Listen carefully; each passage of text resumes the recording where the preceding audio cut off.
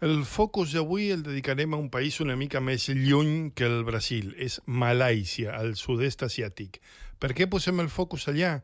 Perquè hi ha un cas històric que ens recorda moltíssim el que està succeint a Gaza i moltes vegades ens sembla que és que ho és, evidentment, una tragèdia humanitària de proporcions bíbliques, però la humanitat no aprèn dels seus errors i els torna a cometre. Per això ens ha semblat important recordar aquest episodi del passat i establir alguns paral·lelismes amb el que està passant a l'Orient Mitjà, que després parlarem amb la secció concreta de gra i la palla, amb el Robert i la nostra convidada.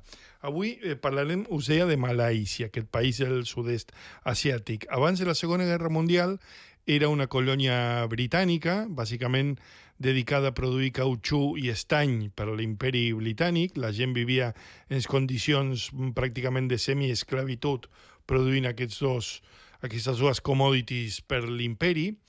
Després, amb l'esclat de la Segona Guerra Mundial, es produeix l'ocupació japonesa de Malàisia.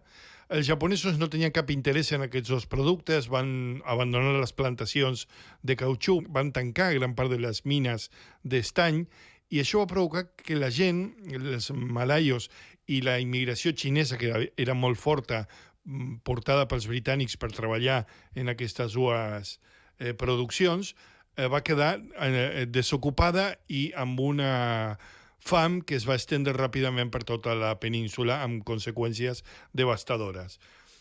No cal dir la situació a la que sometia la població local l'ocupació japonesa. Acabada la Segona Guerra Mundial, tornen els britànics a fer-se càrrec de Malàisia i a ser el poder colonial, diguem-ne, allà. El retorn dels britànics no va solucionar res perquè prou ocupats estaven en reconstruir el seu país després de la Segona Guerra Mundial, en fent front a les insurreccions independentistes a la Índia, a diverses parts de l'Àfrica, a Palestina, on també se'n van desentendre del que succeïa allà i van simplement deixar la població jueva i palestina enfrontada i d'aquí d'aquelles misèries és la situació que estem visquent avui en aquella zona. Tornem a Malàisia, com us deia, fam, desocupació i una situació colonial. Això és la recepta perfecta per a una insurrecció popular i és el que va succeir a Malàisia.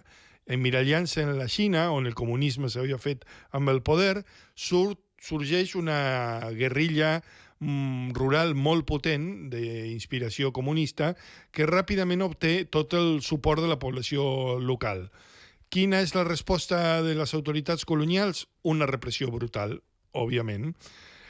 La situació es cronifica fins que en 1948 es produeix un episodi en el que hi ha un atac d'aquesta guerrilla i moren uns quants europeus. I aquí ja podem traçar un primer paral·lelisme amb els atacs del 7 d'octubre, tot i que els atacs del 7 d'octubre van ser molt més brutals i despietats.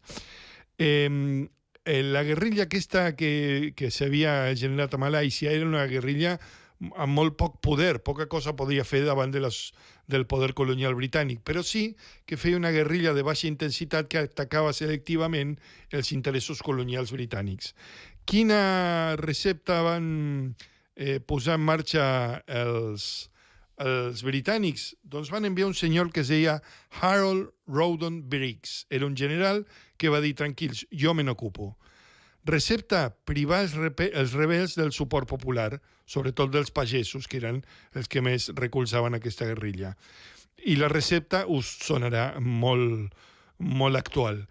Detencions massives, deportacions massives, fins a 500.000 de persones van ser deportades i internades en camps de concentració que es deien eufemísticament New Villages. Va haver morts de fam, assassinats, aniquilacions, amputacions. La crueltat de l'exèrcit britànic va ser llegendària, fins a tal punt que després d'aquest episodi conegut com l'emergència malaia, es va afegir un capítol a la Convenció de Ginebra per penalitzar les actuacions despietades sobre la població civil com la que havien fet els britànics als malais. Mira, us posaré només un exemple perquè veieu, estem parlant dels anys 50, no estem parlant de fa 500 anys. El que feien els britànics era, quan capturaven algun militant d'aquesta guerrilla, els decapitaven i portaven els caps a la villa o al poble on pensaven que eren originaris i esperaven la reacció de familiars i amics per detenir-los, deportar-los o senzillament executar-los. Van cremar pobles sencers. Va ser realment una situació bastant comparable a la de Gaza en el sentit de que van arrasar amb la població, amb pobles sencers, van deportar la població civil, la van maltractar, la van assassinar. Va ser realment una situació increïble. Destruïen les collites, feien afusellaments aleatoris. En aquests camps de detenció feien una política de racionament en el que anaven reduint paulatinament les racions d'arròs i d'aliments fins a literalment matar-los de gana.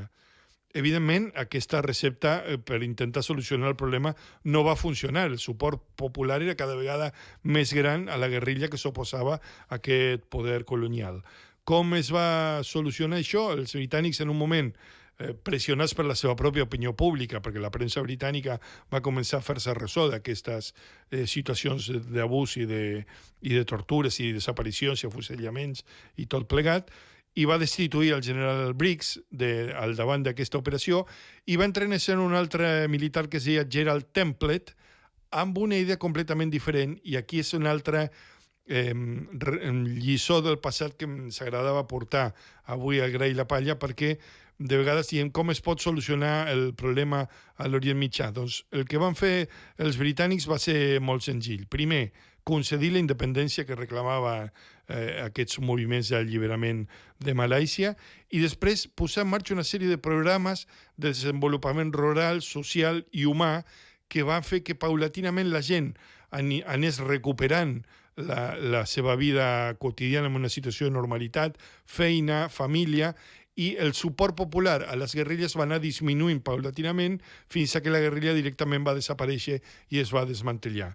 No sé si la recepta pot ser la mateixa en el cas de Gaza, però dona que pensar que la violència, la destrucció, la guerra sense quarter no arriba a solucionar problemes d'aquesta magnitud, i de vegades la pau, el desenvolupament, els programes de desenvolupament humà, rural i social poden ser una solució que podríem aportar en aquest cas. Fins aquí el focus d'avui i anem a la conversa de Gra i la Palla.